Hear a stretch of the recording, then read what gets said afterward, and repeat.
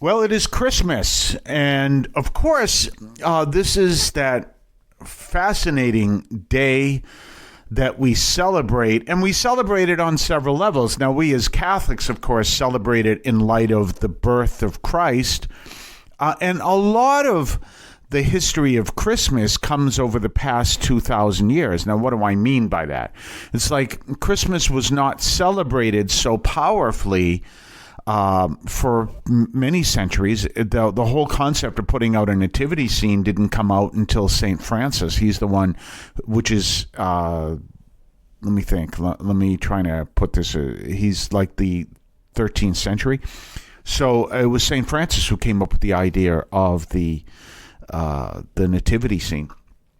And so it was kind of like, so you could see and reflect on and pray about the scene of the nativity of Christ without necessarily going to Bethlehem. So in any case, but over the years, over the centuries, eventually Christmas becomes this intensely powerful day, not only in Christian circles, in Catholic circles, of course, as part of the Christian circles, but also in secular circles.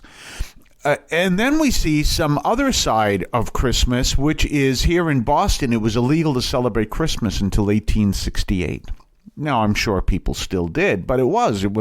That's one of the reasons why you have that expression, which isn't so popular anymore. But you may remember there was a shaving cream that they said smells so good it was almost banned in Boston, because Boston was kind of known for that type of thing. And celebrating Christmas was banned in Boston until 1868. Thank you to the Puritans. So in any case, we see this powerful moment and we recognize it. But one of the things we may want to look at is, what does this mean? Now, obviously, we are celebrating the birth of Christ. We are celebrating the birth of our Savior. And because Jesus is born, he lives and he dies and then resurrects, the gates of heaven open up and we are able to go to heaven. But there is so much more than that. And to give you an example of that, just to illustrate how much more there is than that, if you want to understand how I look at the faith, you have to see the movie Interstellar. That's all there is to it. And if you've never seen the movie, and you can say to me, "Hey, Father, there is nothing to do with religion in Interstellar. Nothing, not a thing. So how in the world does this movie have anything to do with your reflection on faith?" It's really simple. Interstellar is actually a dramatization of Einstein's theory of relativity. And it's a fiction story, obviously. You'll figure that out pretty quick. But it's a fiction story. But it really gives us an understanding of a completely different concept of time. And when we think of time, God and time do go together. I've always said that, and I've said it to you a couple of weeks ago, that when you think of the old pagan world, you had the sun god and the moon god and the sea god and all the other stuff. Well, I always said, if you were to put God in that category, which obviously you shouldn't, because God is greater than all that, if you were to put God in that category, he would be the time god. Because when you understand God, you understand everything it connects to time. And the other part of this is we are in time, God is outside of time. So when we see Christmas is God inserting himself into time, and we also see that our time changes. Because if you look at it, we see the world is going one way, and it's going a certain way, and then Jesus is born, and then he lives his life, and then we have the death and resurrection and the ascension into heaven. And after that, that message of Jesus is spread throughout the entire world, and that changes the world.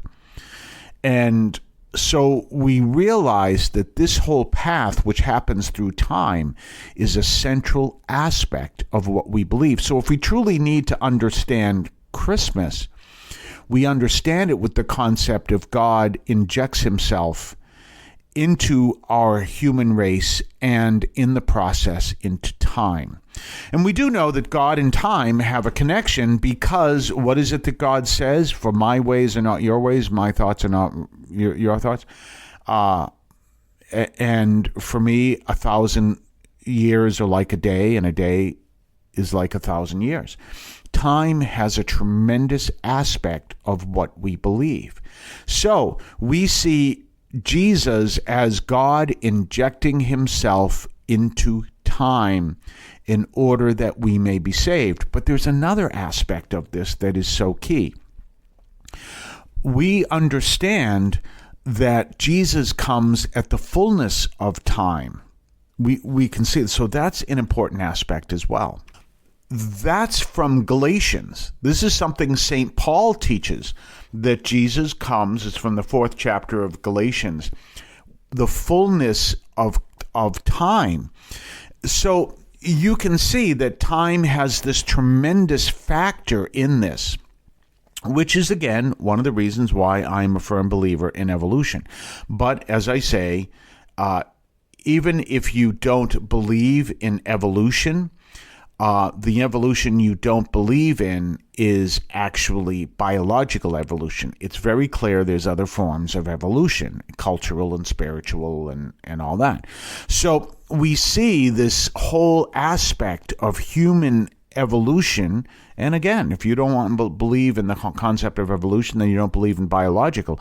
But there's other aspects of evolution happening. And when humanity has come to the fullness of understanding, the ability to understand, when Jesus comes into our existence, and we've developed to the point that this can happen, then that is where Christmas begins this process. So it's a real powerful process.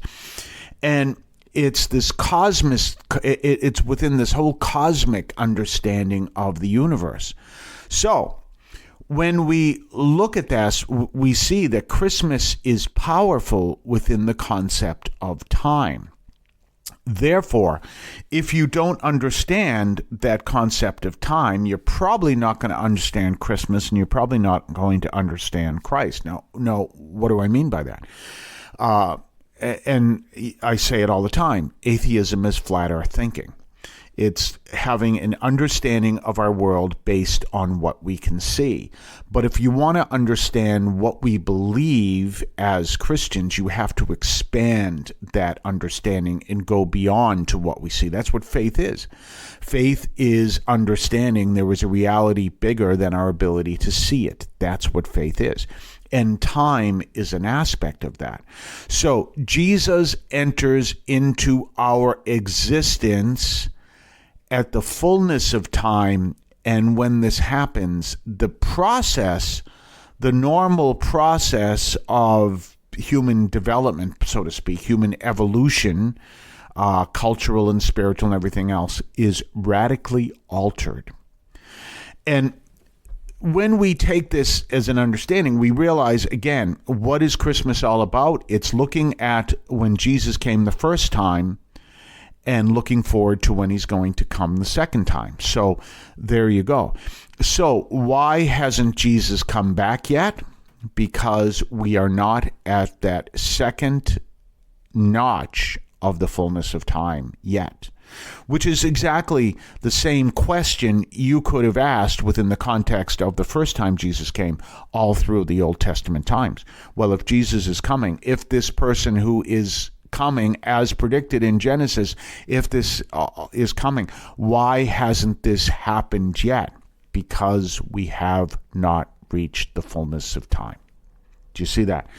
And again, that's why I love the movie Interstellar, because the movie by default shows you different levels of the story on different aspects of time. because it's the theory of relativity, you have different characters living at different time speeds. It's what it's all about. And in case you may or may not aware, it's considered scientifically accurate, including there is a picture of a black hole, there's a depiction rather, of a black hole in Interstellar. And the scientist who was the person, or no, I think it was the director, but anyway, whatever, someone, you can look it up, you can find it on YouTube, demonstrated how soon after the movie came out, this is maybe a couple of years, they finally got from one of the telescopes we have orbiting the Earth a picture of a black hole. And I think it was the director or whatever, showed how you took this picture and then accounted for distance and everything else. And when you accounted for all that and you ran that through the computer to change that picture, it came out to exactly what's in the movie. So, and again, what is the focus there? That there are these realities that are part of our universe that are bigger than our ability to comprehend them. And one of those is time. So what we see here is God is bigger than us. God is, like I love to use the Spanish, Messiah. He is much bigger than us. And what God is doing is he's saying that I'm going to send my son into human existence, which travels on a level of time, and I'm going to lead people to eternal salvation when that fullness of that process happens. And so step one is opening the doors of eternal salvation, and step two is Jesus returns. And that's what we celebrate at Christmas. So it's an incredibly powerful moment. It's an incredibly powerful reality that we're celebrating. And so when you put all that together, you can stop and say, oh, this is what Christmas is all about. That everything that I'm focused on in my life without any concept of God is so small and tiny. But if I expand my understanding, and if I expand my mind to understand this, then I realize the universe is much bigger than my original comprehension, and I will change my values to reflect that. Now, one of the important things to understand in light of that is, I said, that Christmas has been celebrated, but in different levels for 2,000 years. In some levels, it was, hey, this is 100 years since Jesus was born. Oh, it is. Oh, isn't that cool? The whole bit. And of course, we do know that Jesus was not born on December 25th. Jesus was actually, they believe, born in April. And one of the signs of when Jesus is born is, believe it or not, the Star of Bethlehem. The Star of Bethlehem was not this mini sun. The Star of Bethlehem was actually 3 planets coming together that made this very powerful star. I think it was Mars, Jupiter, and Mercury, I think. I forget the exact planets. But they came together, they literally didn't come together, but as the Earth, standing on the Earth, you would see it. You would see this point of light that was brighter than these other points of light, and that was the Star of Bethlehem. And they go back and look at, was there something there that would indicate the Star of Bethlehem? And they found, yes, it was these 3 planets coming together at this time. And that was around 4 BC or somewhere in that vicinity. So Jesus was not born in 0 BC, which did not exist at that time. The whole concept of 0 BC and everything else comes from the Gregorian calendar. But Jesus was not born in 0 BC, and he wasn't born on December 25th. Going by this understanding of the Star of Bethlehem and some other things as well, they come to realize that Jesus was born sometime in April, roughly around 4 BC. Okay, so 100 years later, in 96 BC, 96 AD, people may turn what still would be called a different year because it wouldn't be based on the Gregorian calendar, but still would be a different, hey, it's been about 100 years since Jesus was born. This is a great time to have a celebration. But we again go back to this full understanding that over time, the concept of Christmas happened. And really, it's been said, I don't know how true it is, our current understanding of Christmas comes from Charles Dickens and The Christmas Carol. And anyway, we're going to talk more on the other side of the break. You're listening to the Catholic Audio Media Podcast here on your favorite podcast platform. We'll be right back right after this. Did you know that the Catholic Audio Media Podcast is available on various podcast platforms? You can find us, among others, on Podbean, which is our home platform. You can find it on Spotify, Amazon Music, iHeart, among others. Just look for Catholic Audio Media, all one word. On some platforms, such as Spotify, look for Catholic Audio Media, 3 words, and subscribe and listen to the Catholic Audio Media Podcast. Don't forget to subscribe to us on Patreon. Patreon.com/Catholic Audio Media. Patreon.com/Catholic Audio Media. Check us out. Check what we have to offer. Previews of upcoming podcasts. Previews of upcoming columns over at catholicaudiomedia.substack.com. Your ability to comment, make suggestions, even make suggestions in upcoming programs. Check us out. Patreon.com, Catholic Audio Media. We're back. So we want to talk about how you understand that. So we realize that Jesus is born, and that means he had to go, as I said yesterday, his whole conception and gestation period, which we call pregnancy, for 9 months, and then he is born, and then we see he enters into this battle between the forces that want him dead, Herod specifically, and the reality that he is going to be the savior of the world. And then we see that picture come up that we talked about earlier last week of St. John the Baptist. Of course, that's 30 years from this moment. But we see this moment happen. And once we understand this moment, again, go back thinking cosmologically. This is God entering into human existence. God was always there. God is what is known as immanent and transcendent. So God is above nature. He's literally supernatural, and he's within our world. He's within us. He's within nature. So one of the things you need to understand is this is the great difference between Jesus and other gods, as I've explained to you before. The other gods, the pagan gods, were understood. Now, obviously, they didn't exist, but were understood to be a higher level of human existence. Okay, so they weren't human, but they were higher level existence. So they lived on. The reason why we understood that they lived among the Greeks anyway on Mount Olympus, because that's still within the concept of Earth. And so they were these beings that were still within the natural world. Okay. God is above the natural world. He's literally supernatural. And therefore, that's what means he is transcendent. So God, first of all, God does not exist. He is the source of existence. So yes, he does exist, but he is the source of existence. He is the source of all being. And so therefore he is outside of creation because he created. And Jesus comes into creation.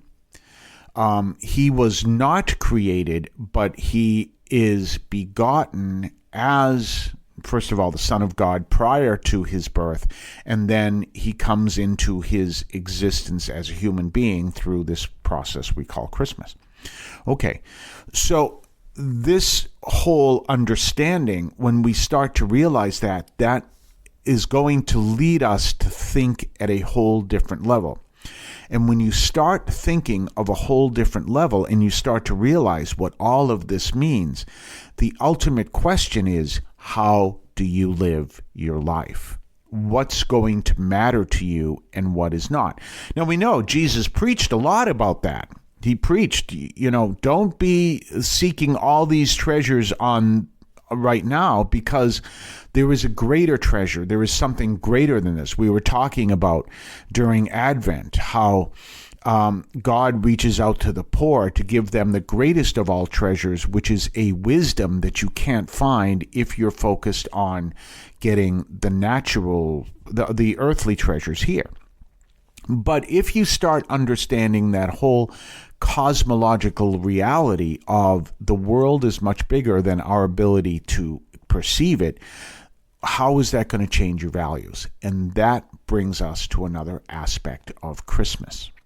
And when you start thinking down those lines, you really come into this deep comprehension of what Christmas is all about. God comes in and is trying to get us to think in a whole different way, because reality is bigger than our ability to perceive it. Why can't we perceive all of reality right now? Because we haven't reached the fullness of time. And when you start to think within that whole concept, everything about our faith makes a huge amount of sense. Just again, why hasn't Jesus come back yet? Well, why didn't he come back during the reign of King Solomon? It was right after David. Why didn't? Because humanity had not reached the fullness of time to that point. So why hasn't Jesus come back yet? Humanity hasn't reached the second stage of the fullness of time. There's your answer. Why is it that we believe in this? We believe in this because we understanding that reality is much bigger than our ability to perceive it. And the Lord is leading us down a path that opens the gates of heaven to us. And when that process is done, if we choose to be part of that process, because you can always choose not to be part of that process, we've talked about that. If you choose to be part of that process, when that process is done, then we will be like gods, because that's what God wants to give to us as from the beginning of existence. The beginning of existence, we see the temptation of the devil, you will be like gods. And so Adam and Eve tried to take it, and that doesn't work because God wants to give it to them. And that becomes the big difference between what it means to be a person of faith and to exist. Is the whole idea is, do we demand our world our way, which I've told you is the source of all evil, or do we say, your will be done, and but accept things as God's way? And this is the powerful reality between the two. And once we start understanding the latter, we start understanding the universe in a whole different way. And this is pretty powerful. So we look at that, we see that, and that's what brings us into Christmas. Christmas is, okay, Jesus is born and people are nice to each other and all the other stuff and and we have the whole thing, presents and everything else. Well, no, that's there. But what is Christmas all about? God injecting himself into our humanity so that we may become like him. But this is all within the context of time, and time continues.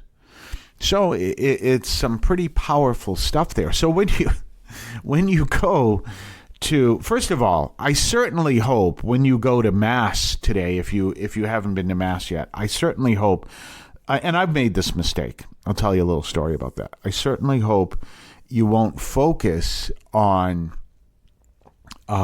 just on the priest or whoever preaches, or if you're a priest listening, you don't focus just on morality. Say, wow, it's Christmas, this is the time. And I've done those homilies. I did one, and for which I'm eternally grateful, is during COVID. And one of the parishioners came up and spoke to me afterwards, and she didn't like the homily. She made it clear. And that's okay. And she said, because I talked about, being Christian during Christmas and during this time and the whole bit. And it was during COVID. So she said, this COVID thing is really bothering you. Now, I am germ phobic, by the way. I'm not afraid of getting germs. I'm afraid of giving you germs. That's so, you can imagine in the hospital, I wash my hands all the time. And we're supposed to do that anyway. So I'm right in the right environment for someone like me, because wash my hands, put on gloves, the whole bit, So I do that. As a matter of fact, people will go to shake my hand, and what I usually do is I wave. I said, sorry, we're in a hospital, I'll wave. And for that reason. So in any case, she came to me and she said that COVID is really bothering you. And I said, yes, it is.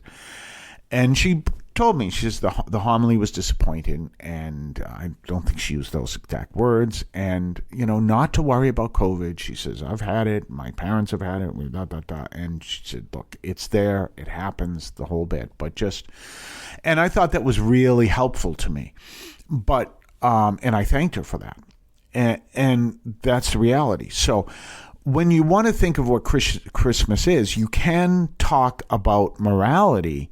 But what you really want to talk about is what Christmas means. And Christmas is a cosmological reality.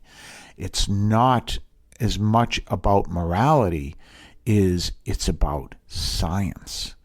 And a science that we can't fully investigate because our science looks only into aspects of matter, and we're talking about realities dealing with the spiritual world and the material world and time. So you see, Christmas is something that's really an expand your mind time. And then you put all of that together, realize what God has done, realize why God has done this out of love for us, realize what all this means, and that will affect the way you live your life. Pretty powerful stuff. So this is that powerful day that we celebrate, December 25th, which actually really happened in April, but we're not going to go there. We're going to talk more on the other side of the break. We'll be right back right after this. You can now leave a message for us, which we can air and discuss on this program. Just call 617-297-7452. That's 617-297-7452. 617-297-7452. Feel free to call, leave a comment, a question, or even feedback, and we may play it on the air. I can discuss your comment or question as well, so give that a try. 617-297-7452, 617-297-7452. Don't forget to subscribe to us on Patreon. Patreon.com/Catholic Audio Media. Patreon.com/Catholic Audio Media. Check us out. Check what we have to offer. Previews of upcoming podcasts. Previews of upcoming columns over at catholicaudiomedia.substack.com. Your ability to comment, make suggestions, even make suggestions in upcoming programs. Check us out, patreon.com, Catholic Audio Media. So we are now in the Christmas season. So we spent all of Advent not saying the Gloria. We're going to say the Gloria for the next 8 days. We're in the octave of Easter, of Christmas. I keep saying that. Christmas. I keep saying Easter, the octave of Christmas, and do understand that the next few days will be feasts. And we're also going to look at during the Christmas season, my favorite book in the Bible, the first letter of John. That's going to be the first reading. And I love that because the first letter of John is really a very simple, explanation of what it is we believe, the first letter of John. So we're going to look at that in the first day. And again, tomorrow, I mentioned this earlier in the week, tomorrow is one of the greatest ironies because here we have this wonderful day of Christmas and we celebrate the birth of Jesus, and tomorrow is actually the feast of St. Stephen, who was the first martyr, called the proto-martyr, which means first. He was the first martyr. So we go from the joy of Christmas to joy of Stephen, recognizing that Jesus is with him, but also seeing him get stoned to death at the hands of people who were associates of Paul, who held all their jackets so that they could better throw their rocks. Boy, we have an interesting group of people in our faith. We'll be back tomorrow. Merry Christmas.